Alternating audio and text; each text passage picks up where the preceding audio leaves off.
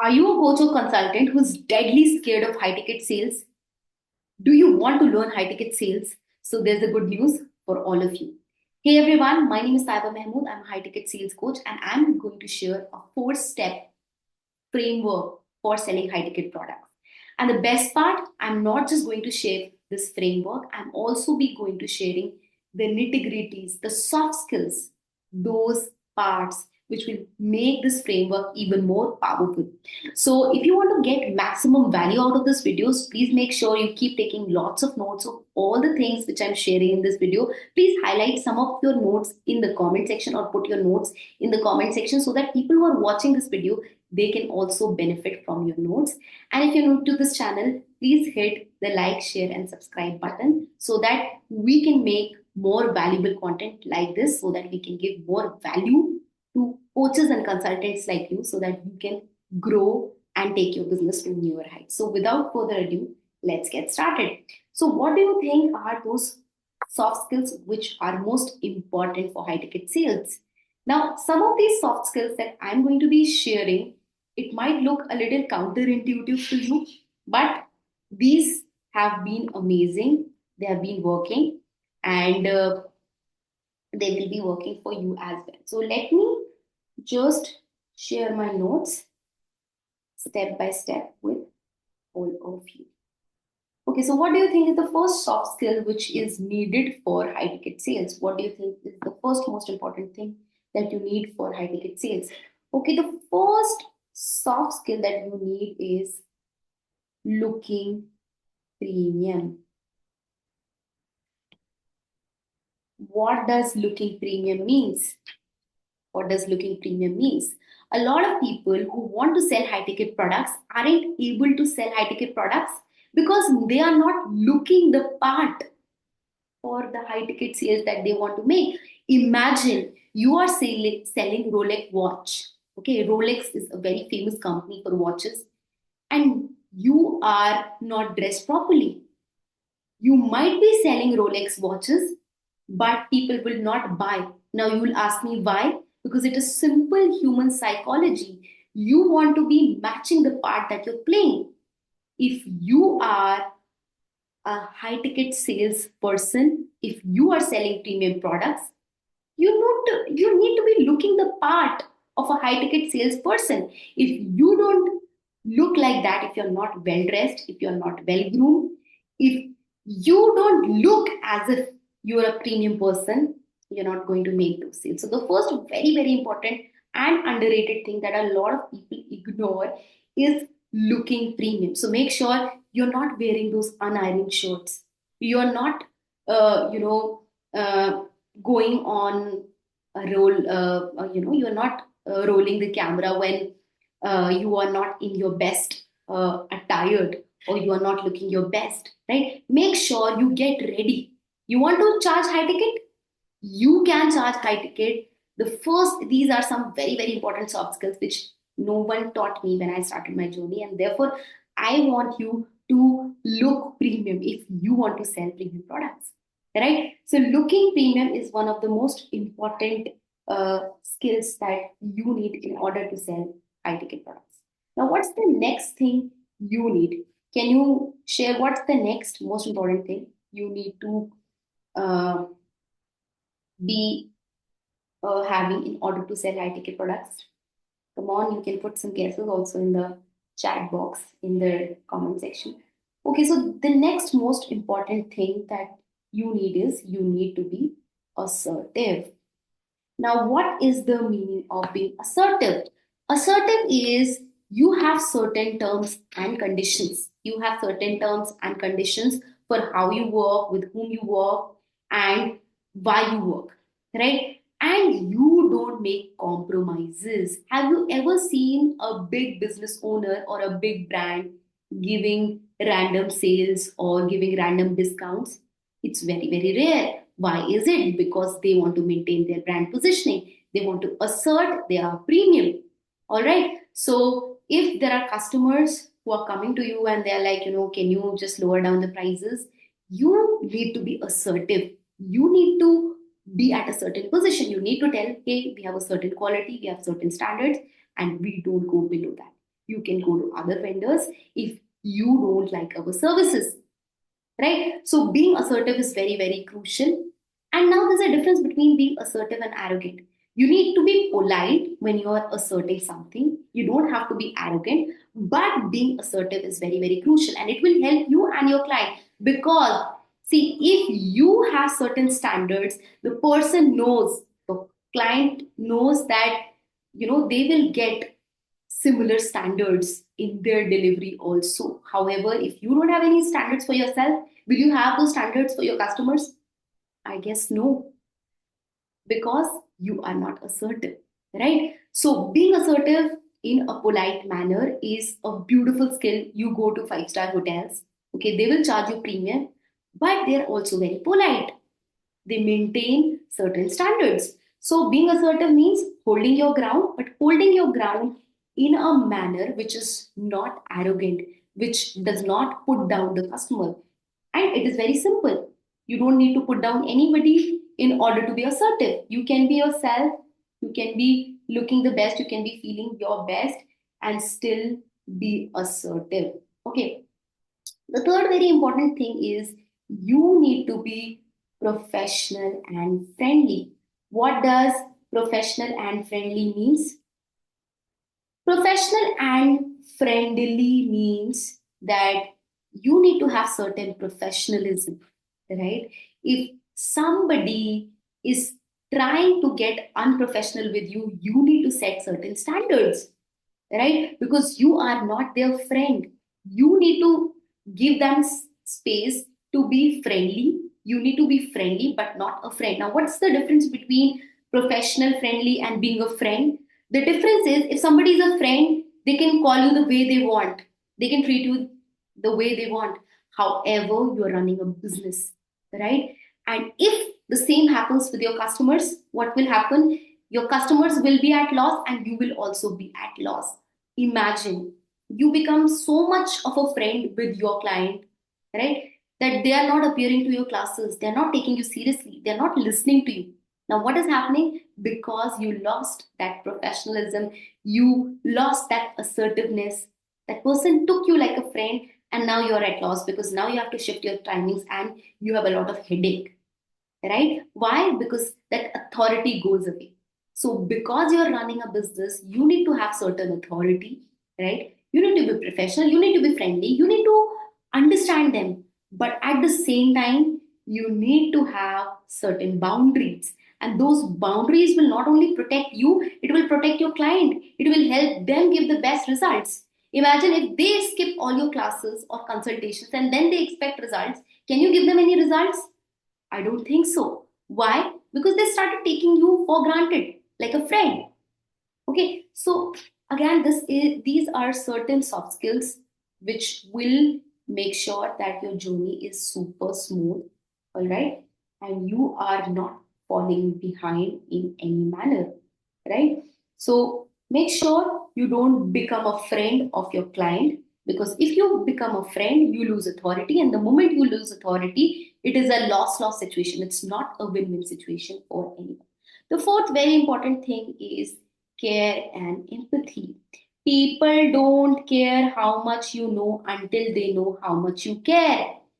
This is a line by Maya Angelou. People don't care how much you know until they know how much you care. You need to have that care factor, and it should be sincere. It should be genuine. It should not be something where you're flabbergasting people, right? It should not be artificial. It should not be superficial. You should be genuinely understanding your customers. Like, for instance, I have clients where when they have some medical emergencies, I extend my way beyond for those people. I go beyond my limits. I will make sure when they are suffering from some medical issues, I support them. I extend their periods, I extend their terms, I spend extra time, I give them extra support. Why? Because this is my way of going an extra mile, showing my care and empathy towards my clients.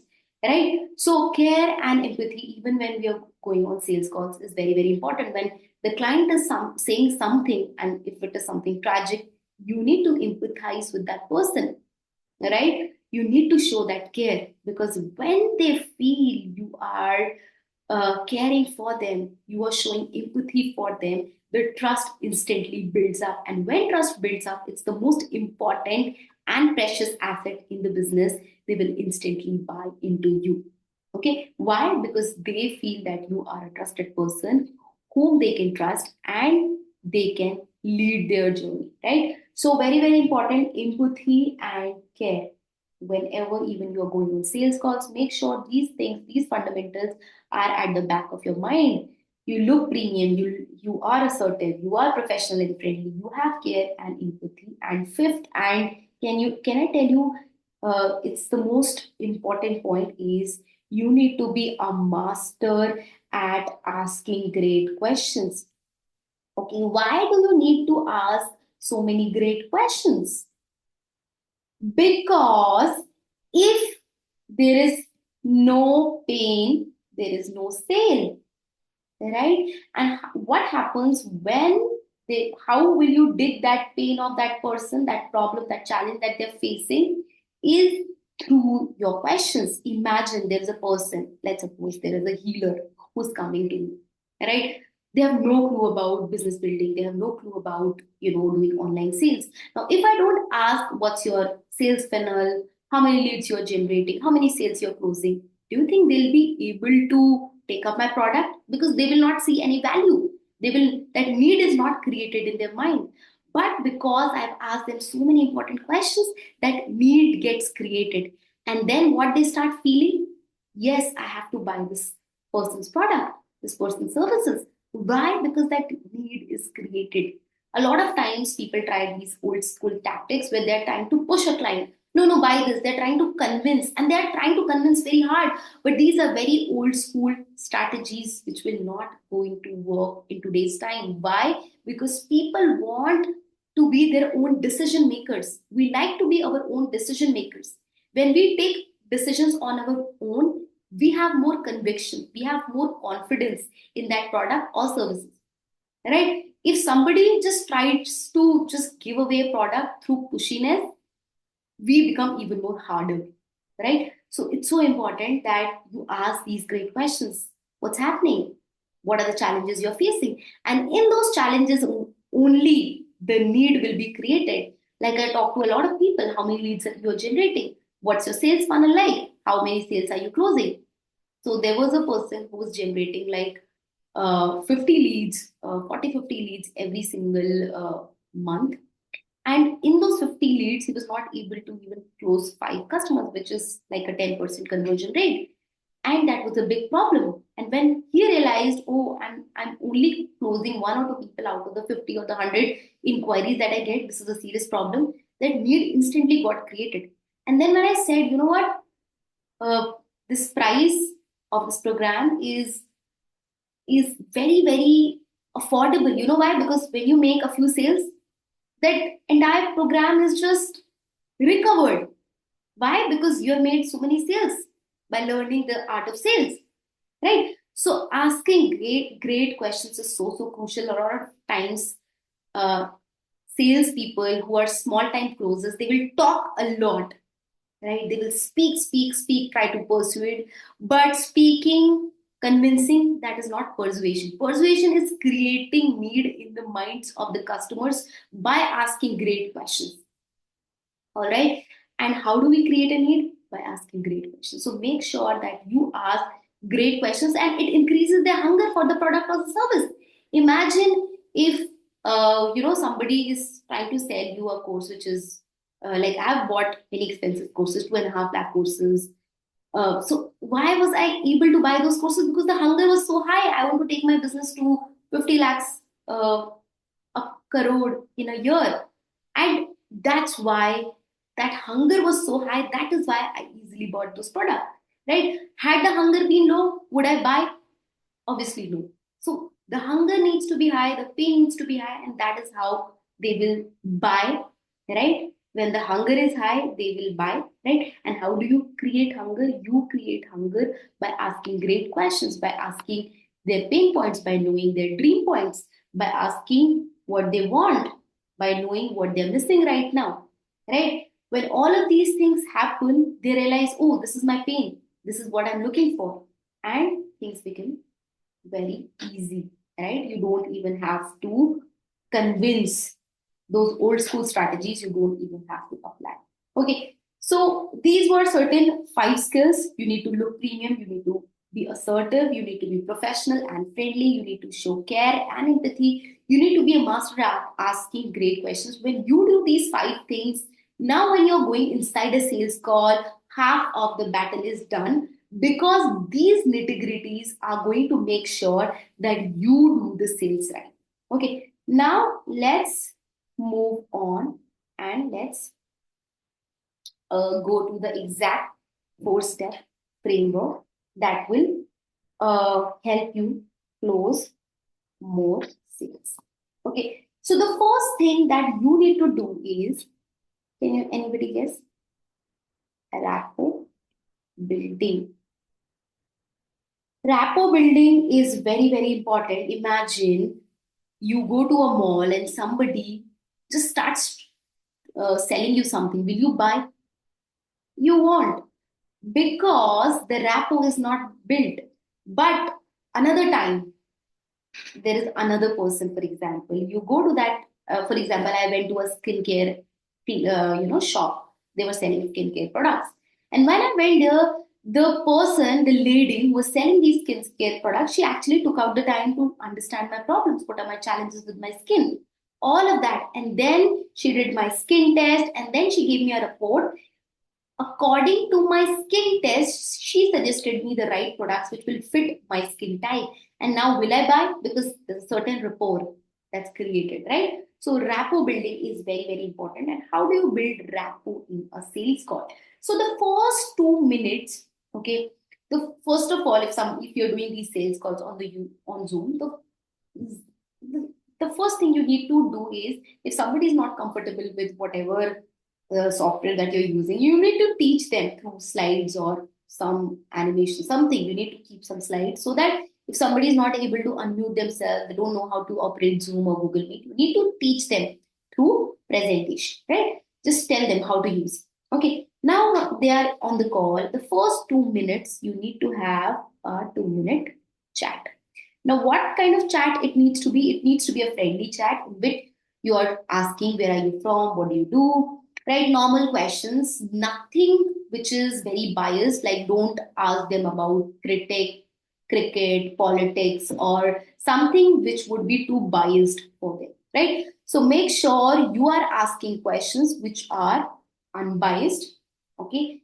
And they are able to answer that questions without a lot of pressure, or so easy questions, simple questions that help you build a common ground between you and your client. Okay, so what could be, how's the weather, where are you from, who all are there in your family? Simple questions, right? And after that, you have to give your intro, right? You have to give your intro, and it should be on the right intro. What is on the right intro? You should give your proper introduction. Like when I started this video today itself, what I did, hey everyone, my name is Taiba Mahmood. I'm a high ticket sales coach for coaches, right? So that is my intro, right? In the similar manner, you can give a slightly nuanced intro where you can share, I started my journey from 2020, and here I am. I have coached so many people, and I have helped a lot of coaches go from low ticket to high ticket products. Okay, so keep it crisp, don't keep it very long also, but make sure you earn the right, you give the right introduction. Now, what happens when you say the right introduction? The people start feeling that authority. Because if you don't give your right introduction, people will never know about you. Maybe they are just a complete stranger to you. So you need to give that introduction in the right way. And after that, you need to set the agenda of the call. Very, very important. They are here for a purpose.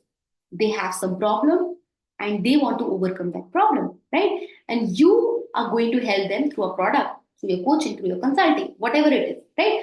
So you need to set the agenda right. Otherwise, the whole call will go just chit chatting, right? So you need to be sure to set the right agenda. So what you need to do is, hey, I am this coach, I am this consultant. So in my case, how do I set the agenda? So imagine you're a coach, right?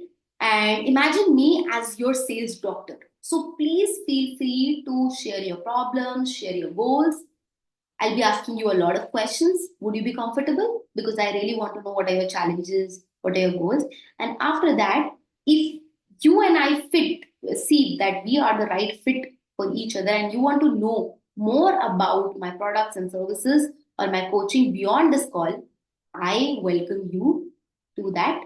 I'll just tell you about it, my offer, right? Would that be comfortable? They'll say, yeah, that would be comfortable. You also need to ask them, are you the decision maker or not? Because if they're not the decision maker, you have to then say who's the decision maker, right? Get them also on the call, because you'll be spending 45-60 minutes with this person, and if he or she is not the decision maker, that call will never close, right? They'll say, I'll call you tomorrow, day after tomorrow, and that sales will never close. So always set the agenda, okay, that hey, I'm going to help you understand your challenges, your problems, and I'll also give you a roadmap how you can overcome these challenges. In the meantime, uh, are you somebody who takes your own decisions, right? And would you be comfortable doing an investment of whatever your product or service is, right? So make sure you tell these things, because when you tell these things, mentally people are ready, right? So you need to first say, I'll be asking questions, right? And if you and I feel we are the right fit, I will tell you about the offer. Are you the decision maker? And would you be comfortable investing whatever that X amount of money it is, right? So this is how you start. So that now they're not blank. They're not thinking, oh, what I have to do. Oh, when you offer your services, they're not shocked. They're in fact mentally prepared, right? So the first thing is rapport building, right? In which you did a 2 minute chat, you set the agenda, set the context for the meeting. Now, what is the content of the meeting? The second thing now you need to do is the diagnosis, right? Diagnosis needs to be done. Now, imagine if you get a small cut on your hand, on your finger, will you rush to a doctor? No, you just put some band-aid and you'll be fine. But if you fall down and if you crack your knee, will you now go to the doctor? Absolutely, yes. You know why? Because the greater the pain, the greater the need, and the more the sales will happen. In the similar manner, if you don't dig down into the need of your prospect, your client, what will happen is they will never buy into. So, what you need to ask is, first of all, what are your current challenges, problems? And be very, very patient. What's your current situation? Be very, very patient. Be the most patient listener. The best sales closers that I have seen are people who just zip them out when the client is speaking, right? So just be mum, right? Don't say a word when they're speaking. Don't cut them. Don't interrupt them, right? It's very rude, right? So just hear their challenges and keep writing them in a notepad somewhere, right? Because these challenges will help you align and position your offer in the manner which makes it easy for them to take the decision. Okay. After that, you also need to know what are their goals. They have certain challenges. What are their goals? Now, see, will you be able to fulfill these goals? For example, in my case, I'll give my example, right? A lot of people have this challenge that they have quality leads, either through organic, either through inorganic. But the main challenge for them is they're not able to convert those leads. Now, there are two things that they're missing: the mindset and the skill set, and then the actual practice, right? So, I teach all these things. So, I ask them a lot of questions. What's missing? They say, you know what? I feel people won't buy. Then I say, why do you think people won't buy? So, because then I realize, okay, so I ask them, because I don't think people have that much money. So I say, have you invested in coaching programs? They say, yes, we have invested several lakh. So why don't you think other people will also invest? And then they go in that realization, maybe it's just my mindset, right? The second thing is they also tell me that, I go on a sales call, but I don't know how to start. I don't know how to set the agenda. Sometimes I get people on a call and I don't ask them that if they're the decision maker. So they don't know the process, right? The step-by-step framework. So I understand their challenges. I also understand their goals. I want to close more sales. My closing rate today right now is just 1 to 2%. I want to take it to 10, 20, 30, 40, like beyond that, right? So then I understand what they're looking for. And then you also have to ask, okay, why do you want to achieve this goal? Why this goal only? Why not something else? Because this will help you discover how deeply they want. If somebody says that I want to be a coach who earns 50 lakh in a year or a 1 CR in a year, but they are not even ready to put 2 lakh, 3 lakh, 5 lakh, 10 lakh into their business, do you think they're serious? They are not, right? Therefore, you need to know their deeper why, because people buy because of their why, right? The deeper the why, the easier the sale, right? So why this goal and what have you tried? Because if you're so serious, you might be going through YouTube videos, several courses, maybe you have not got results, some problems there. That's why you're here on this call, right? So you need to ask what have they tried, because if they have not tried anything, can I tell you, are they serious? No, they're not. So if somebody is serious, they would be, trying a lot of things. And even after that, maybe they have not got results. So their pain even more deeply. Okay, what have you tried? And after that, you have to also ask, what if you stay where you are? Okay, imagine you never achieve your goals. Now that helps you understand how badly they want their goals. See, we are doing a lot of digging here, right? Why? Because we want to know their why. Okay, so if you are staying where you are, what will happen? You will never be able to go beyond a certain income level. You won't be able to go to your dream destination, live the life that you want. So then you get to know the deeper why. And this is, since I said this is a diagnosis section, this is so important. You need to diagnose very properly their problems, their challenges, what have they tried, why they're still here, and what if this continue to stay here only, what will happen? And then you will get the answers, and they will get this realization, oh, I need it, because if I don't take the action right now, I might be stuck here for many more years, maybe for the rest of my life. So many people I've seen that they're stuck at a certain point in their, so many coaches at a certain level, because they don't seek help, they don't go to a coach who can teach them all these skills, and they are there for 3 years, 5 years, sometimes even beyond that. Why? Because nobody has asked them these questions. Nobody has made them realize how important of a problem this is for them to solve. Right? So the first part was rapport building, then the diagnosis part. Now the third part is the commitment part, in which you are going to ask them, right? You are going to say, hey, you said these are your pains, right? These are the things that you want. You have tried this. And you have to be very, very empathizing. When you are going towards the commitment section, right, where you are taking commitment from people, you need to have a lot of empathy, right? You need to say, hey, you know what? I understand you have gone through all these challenges, you have had all these problems. And I really admire your resilience. I really admire your grit. And you also want these things. So when do you want to solve this problem? When do you think is a good time to solve this problem? Because if they are not ready right now, will you close the call? No, right? You won't close the call, right? So because if you don't close the call, even they don't transform, even you don't transform. So it's necessary. So as a sales closer, I always say you are the co-pilot. The other person might not be very decisive. So you have to actually help him take the right decision by being his co-pilot.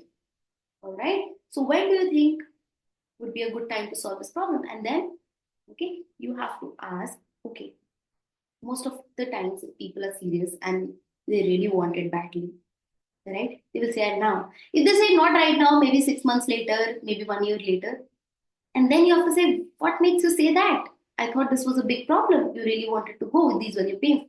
And then maybe they have skipped out certain things, and they will, you have to go back and do a little more digging, right? So the digging part, again, as I said, is very, very important. When you do it right, the commitment and the close will become very easy. So if they say no, not right now, maybe a year later, you need to know why they are not doing. Is it the crunch of money? If it is a very big program, a heavy program, then you have to say, okay, we have certain programs. Don't worry about the payment. Okay, we have certain options in which you can, manage things, right? If you have, because if it is like a 2 lakh, 2.5 lakh program, you can give them some uh, plans that can help them, like an EMI or something that can help them fulfill their money commitments towards you, right? So if they say okay now, then you have to ask on a scale of 1 to 10 how committed you are to solve this problem. Now, again, there are two variants to this. If they say, okay, I'm committed, but my commitment level is 4 or 5.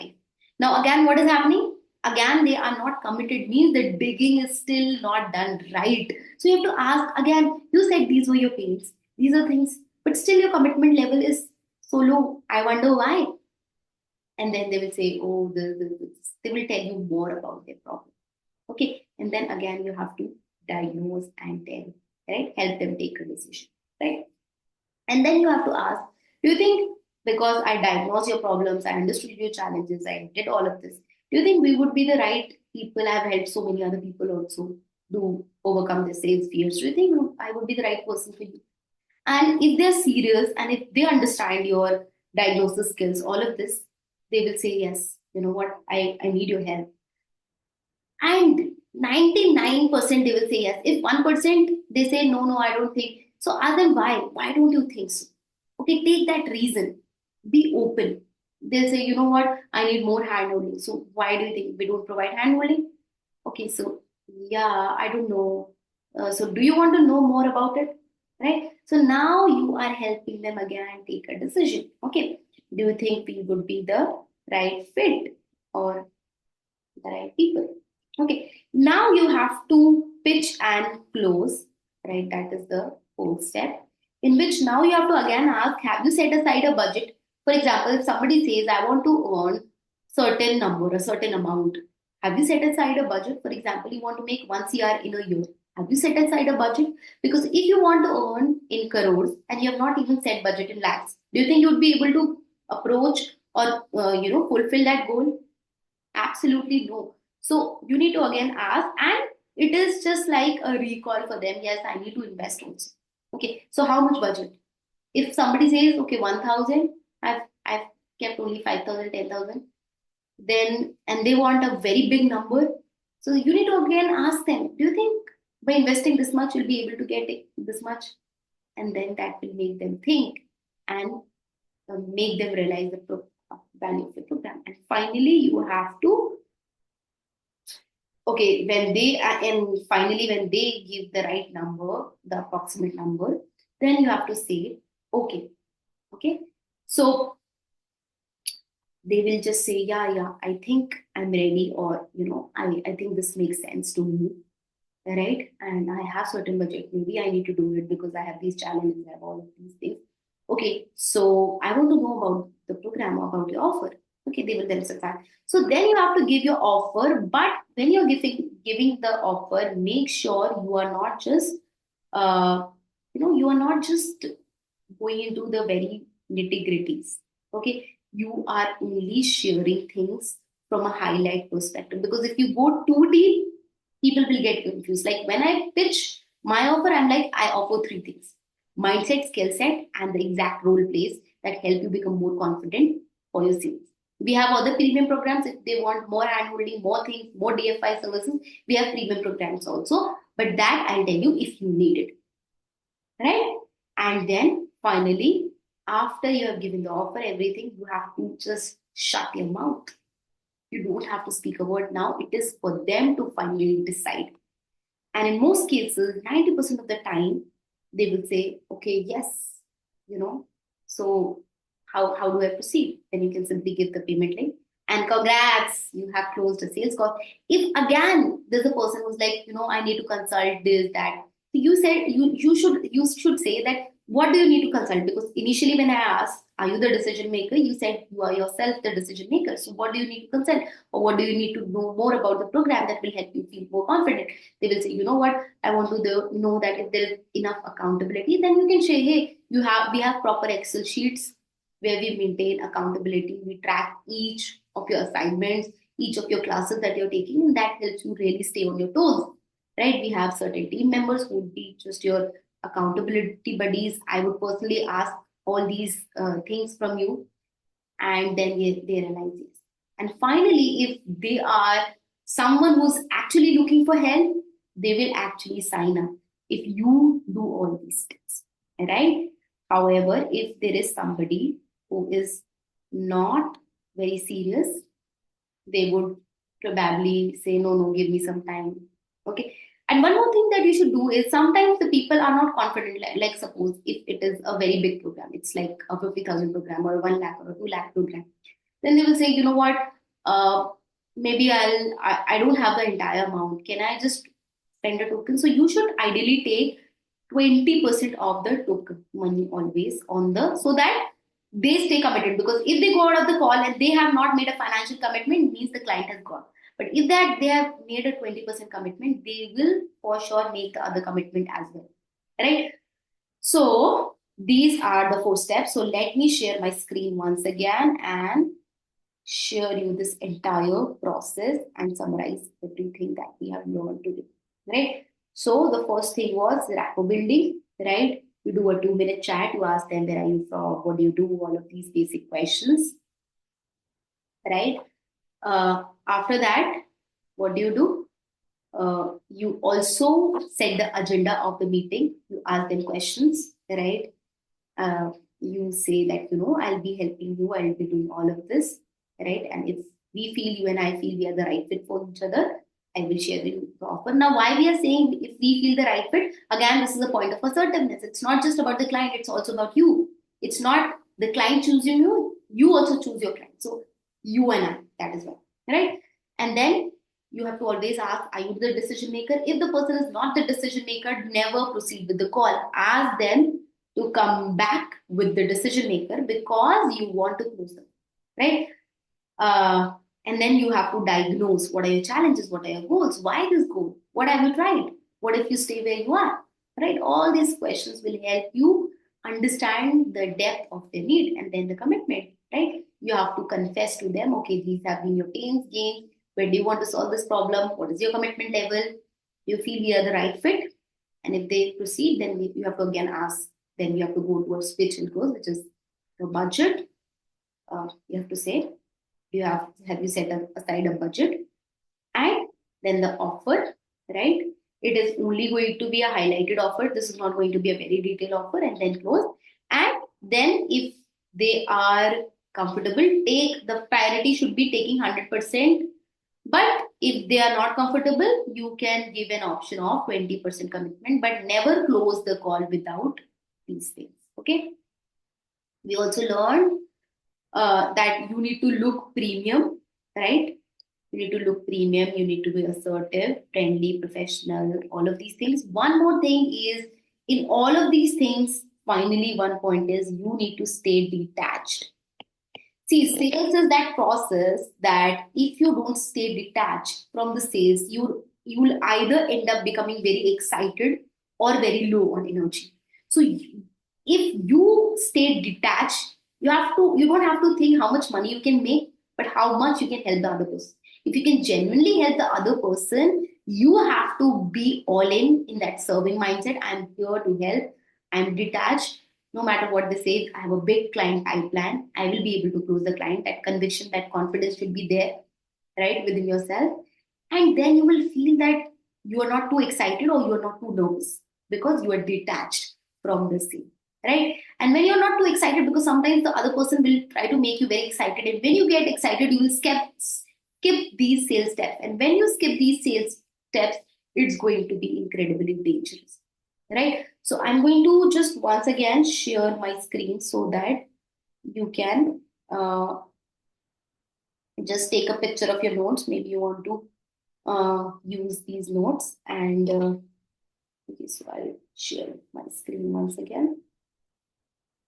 Okay, so you need to look premium. You need to be assertive. You need to be professional. You need to be friendly. You need to be sharing your care and empathy, right? Master at asking great questions. And very, very important. This, why I've told separately, this is the highlight. Detached, being detached is so, so important. You need to be a master at asking great questions. Why? Because no pain, there is no say.